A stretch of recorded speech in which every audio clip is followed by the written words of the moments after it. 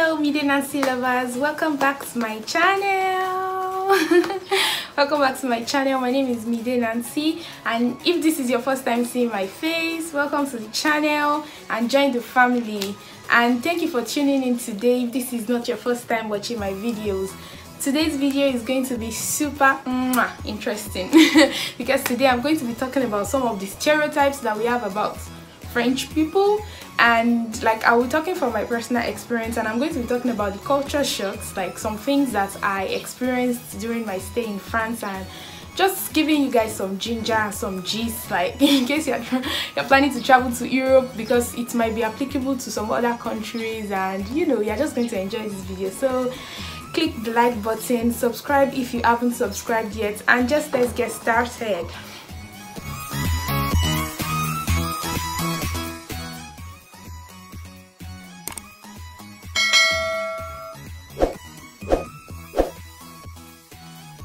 The very first culture shock I'm going to talk about is like, you know, I'm African. In case this is your first time watching this video, I'm African, I'm a Nigerian, and respect is very important to us. Like, we respect elders so much. Like, they are not mini gods, but we just give elders so much respect, especially my tribe. I'm Yoruba, I'm a Yoruba girl. There are some tribes in Nigeria, some other tribes in Nigeria, that they might not really take respect as a kind of importance factor or something. It's not really like a dominant factor, like a dominant maybe factor in their tribe. But my tribe, as a Yoruba girl, typical Yoruba girl, respect for elders is key. Like, that's #1 thing. So I went to France having my normal respect mentality. So normally in like a Yoruba girl or a Nigerian, we always bow when we greet. Like, just not like you bow like you're going to like a temple and then you're just kneeling down to the monk. No, we are not that serious. But then when you greet someone, like good morning, we always like good morning sir, good afternoon sir, good morning ma. Like, you know, even if you are walking and pressing your phone, you still make sure you actually bend your head. There's some elders that, like some adults, maybe your friend's parents or something, if you just greet them while standing like good afternoon ma, it's considered like an insult. It's very rude. Like, they could even tell your parents that I saw your child and she just stood and she was just greeting me, she didn't even bend or anything. So that was something that I had to deal with. You know, coming to France, they don't even understand the meaning of doing like this. I remember when I traveled to Ivory Coast.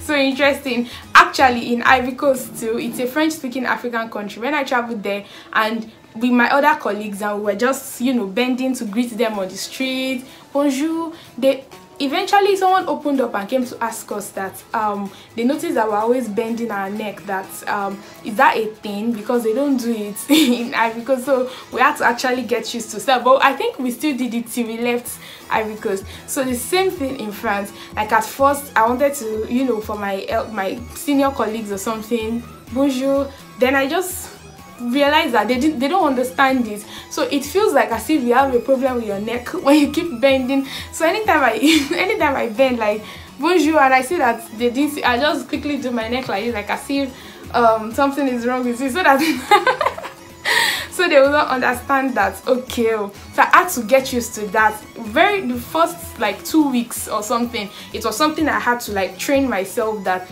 don't bend when you are greeting. You know, it's more like trying to unlearn a culture that is already like instilled in you. So I had to do that for the sake of my environment, because they don't understand it. So I didn't, and they didn't ask, so I had to stop. So that's one culture shock that I experienced first in France. Another thing closely related to that, and closely related to like culture and something we do in Nigeria that is very, very important, like that I found like in France I could not do.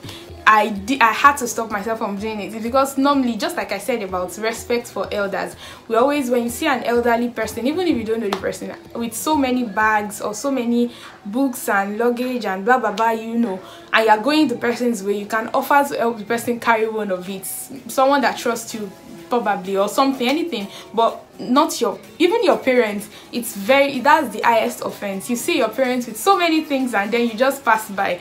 That day you're ready to, you know. So that was one thing that I couldn't just take. Like, when I see my like senior colleagues like adults, like some of them have given birth to like children like my age. Like I had to see them carry so many, and it was during COVID, so they had so many teachers had to be moving from one class to the other after every lecture. So there was this, like when they carry so many bags, I run to them like as if I'm home, and I just try to carry one or two of their bags, and then they just tell me, no, you can't do that, don't try to do that. I'm like, no, I insist. Some I actually insisted, and I carried it for them, and they were like, wow, that's so nice of me that nobody has ever done that to them before, ever. Like all the students, normally students just press their phone and pass. So there was even one teacher that I did it for one time. I helped her carry the bag because I was like, no, I can't be walking beside you and you have like 5 things, like files, heavy bag, and so many things. I can't close my eyes. Then the next day I wanted to do it for her. Maybe one other day I wanted to help her. She told me, she opened up to me that she doesn't want me to because it's a little bit embarrassing. I was like, embarrassing? Like it's supposed to be a thing of joy, because it actually gives me joy to help, because that's how I was trained.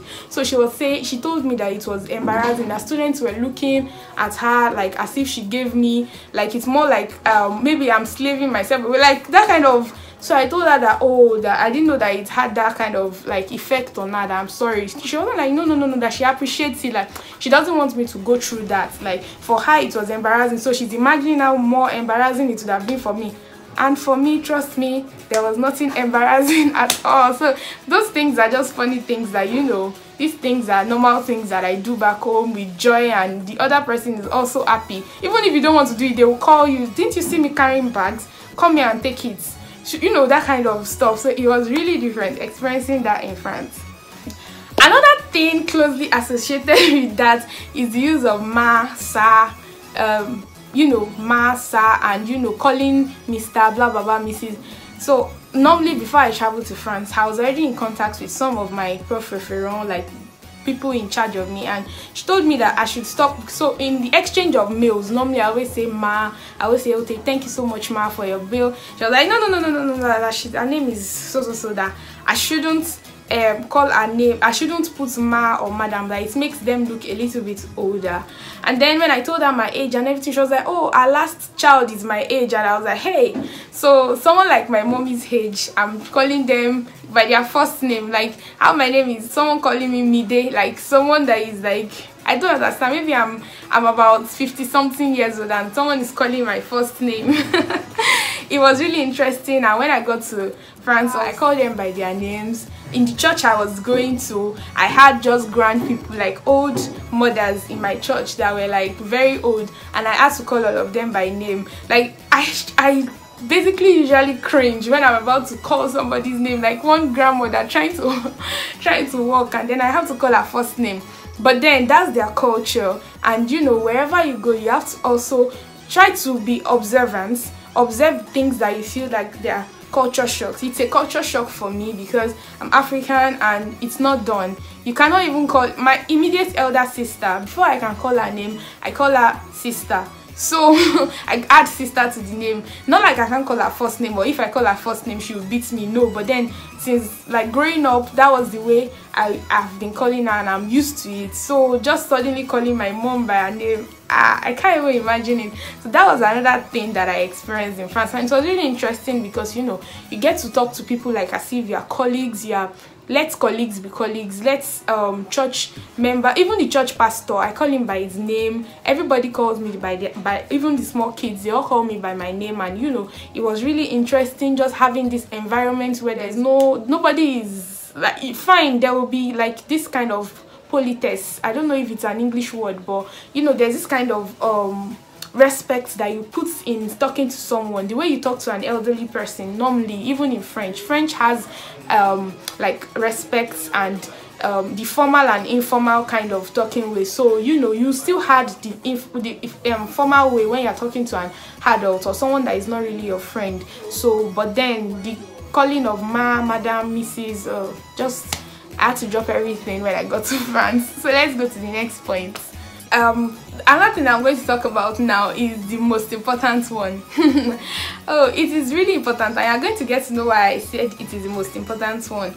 because normally as a Nigerian, when you visit your friend, when you go somewhere, normally we take pictures. Oh, let's take pictures. We just take pictures, and then when you all separate and go to your separate places, I expect like my friends should post my picture. Like many friends is posting like pictures of the day, or whenever the friend is posting it, I expect them to post my pictures. Like, oh, you posted my picture, then I just go and, you know, send something interesting to go and reply to the post. Like it's just like an appreciation post, like, oh, so interesting.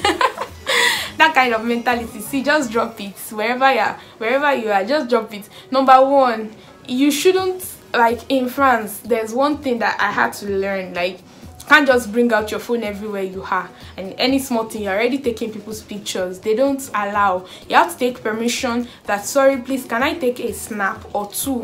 Like we that we are part of the 40 million gang, snap 40 million pictures and take only one. This message is for you. 40 million pictures, one, and post. Please, you have to drop that one down. You know, if you tell someone that can we take a picture, you take like one or two, or just take few, but you can't just bring out your phone without permission and start taking a video and start you know, taking pictures of like people you meet. Like it is even illegal to do all those things. So you have to ask, like, can I take your picture? Especially if you are working, me that I was even working with kids, like I was working with students, it was very illegal for any of the students to like be in any of my pictures or be in anything that I do, except I take like legal permission from their parents in a signed document, which is a long process that I was not ready to go through. So but some adult students, like some of my students in high school, you know, they are adults enough to make their own decisions. Like, oh yeah, I want to take a picture with you. They can even use their own phones, because me, I didn't see it as something important. I had to learn it that, okay, this thing is not done.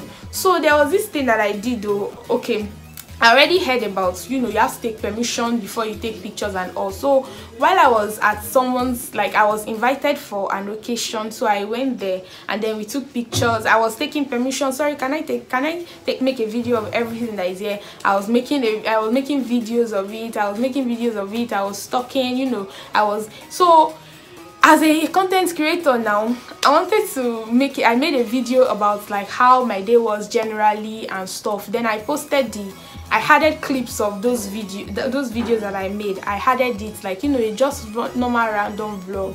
And then eventually I got like queried for it that next time, okay, actually no faces were showing, no, but you know, the settings, the food and everything. So somehow one of the people that like invited me had to message me, send me a mail that, okay, oh, like, I don't know if you don't know this, but then before you like post people's pictures, you have to like take permission and stuff. Then I was like, I took permission before I like took the videos and everything. Then person was like, not taking permission to take it, but taking permission to post it.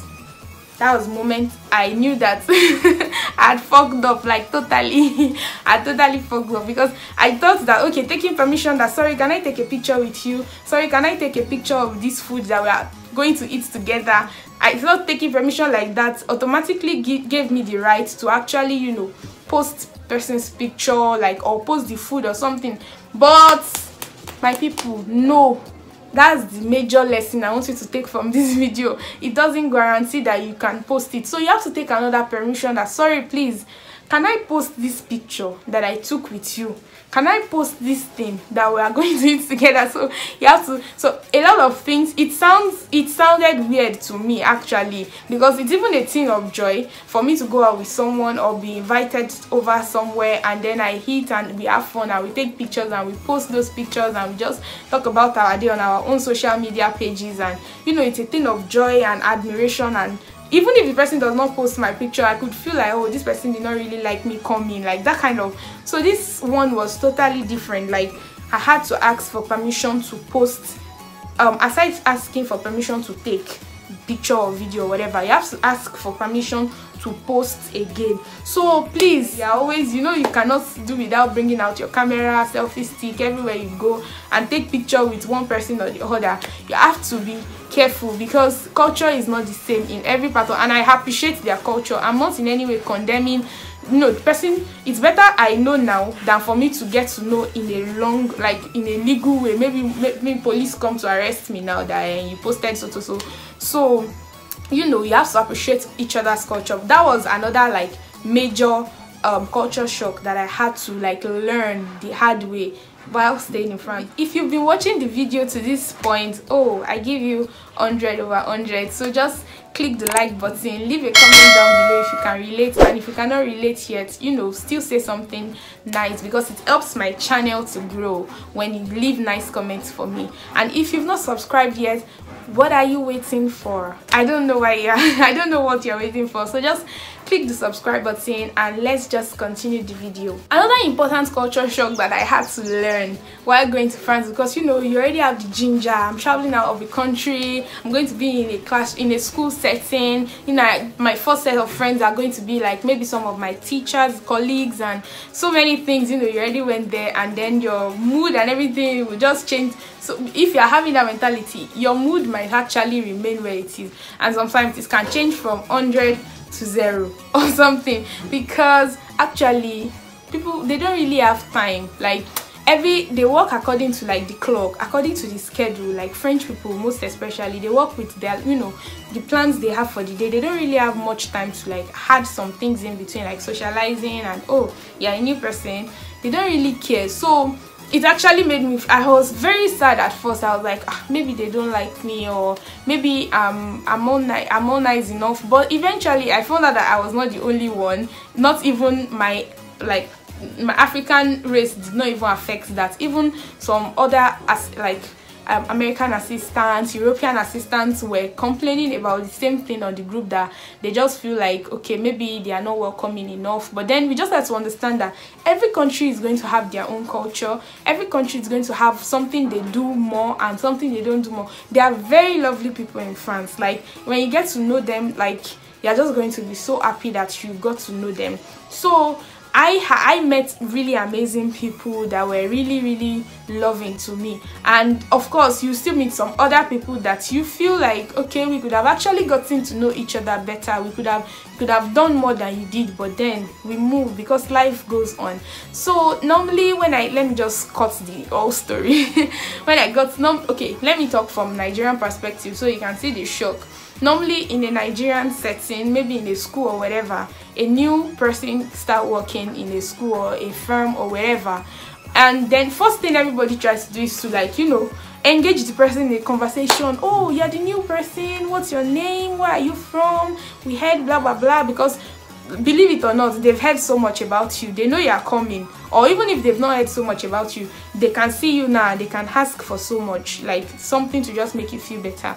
So you know, everybody tries to like engage in a conversation, everybody tries to say something, one or two things, interesting stuff, and you know, you just have people to, you know, relate with on a daily basis. So that was what I thought though, until I got there. You know, my staff room, the first day I just entered, I had so many highs. Like people just, you know, kind of looked and continued what they were doing. At first I was really scared, because obviously I was like the youngest. Like I didn't see anybody like my own I didn't see anybody around my age range except the students, like someone around my age range that we could, you know, sit together, because staff room is extremely big and everybody already have their own clique of friends. Like teachers, you know, they take tea, coffee with their friends and discuss during short breaks, and I just found myself alone most times. Of course I talked to like some of my teaching colleagues, like English colleagues, because okay, another thing is that they don't understand English. Most of them want to impress you. That's another thing. Like try to speak, those that are extremely nice, they'll try to speak English to you, like maybe bad English or something, just to like make you feel at ease. But most of them will not really. There are many people that they didn't speak a word to me throughout like my stay. They were seeing me and I greet them, sometimes they respond and they didn't say any word, they didn't care and stuff. So I just felt like that's another culture shock, that everyone should be prepared. Like anything can happen. I had colleagues that they were in some schools and it was just like heaven on earth. Like every day different teachers like offer to take them out, offer to do this and that with them, interesting, you know. So but then I couldn't just compare. Regions also differ in France. When you're in some particular regions in France, maybe and some towns, some villages and some other small towns, like they really know everybody. So when they see a new person, they are like friendlier, and you know, maybe they are old already, so they need this young companion that they can talk about. And many of them have heard so many things about Nigeria already, or wherever country you are coming from. They've heard so many things, so they would actually want to see if those things are true, so you guys can have conversations around that and stuff like that. So my city was not too big and it was not too small, it was just normal, like a medium-sized city. And my teachers, some were very nice, some eventually, maybe before the end of my stay, some actually like talked to me, like 2 others, like apart from the ones I work with on a daily basis, like 2 other random teachers talked to me like, oh, where are you from? Are you from Nigeria? I said yes. They asked again that, do they speak English in Nigeria? And I was like, oh, I'm an English language assistant, in case you forgot. So, you know, and then I asked about them too, and they just told me, oh, I'm the so teacher, I'm the blah blah blah teacher. If you need anything, obviously I wouldn't go to them if I need anything, but then, you know, it's just like a normal everyday something that you just say to a younger colleague or so. So that was how I just had to get through. I had to understand the fact that cultures differ. I'm not in my country, this is a total different country. I'm going to meet different people, so be open-minded. Don't let the people that you meet whose mood is not so like you know, those kind of interesting people, maybe you don't meet those kind of, don't let those, okay, let me say it again. Don't let people whose mood are not so high, don't let them influence you. Okay, one more time.